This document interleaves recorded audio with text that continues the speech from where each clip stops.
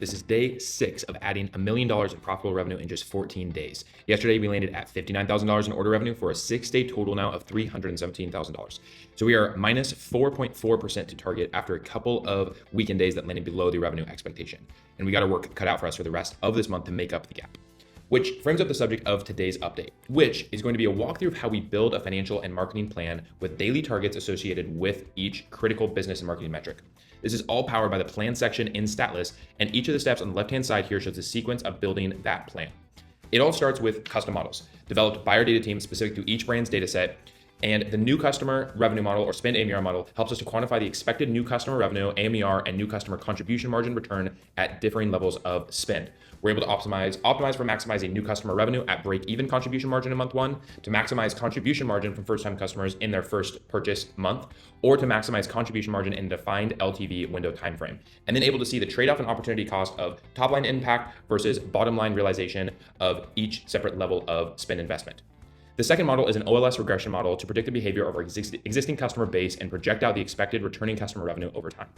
This also syncs with the spend AMR model as well to take into account the repeat contribution of every new customer cohort we're projecting to acquire in their future and what their repeat behavior will be as well.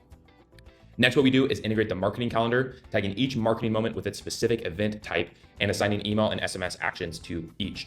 This then feeds into the event effect model, which looks at all historical marketing calendar events to understand the relationship and impact of each event type and its impact on AMR and returning customer revenue behavior.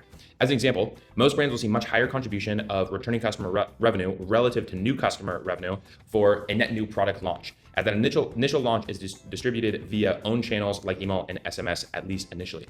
The next step in this process is mixing the media.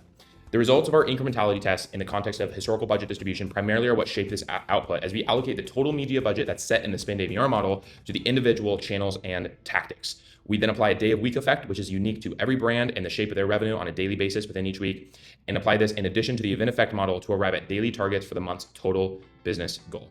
Finally, we confirm the remaining details and cost inputs to back us into a full P&L level output for the month that then has daily targets assigned to over 35 critical business and marketing metrics, which we track against daily to make sure that we are staying on track for the goal.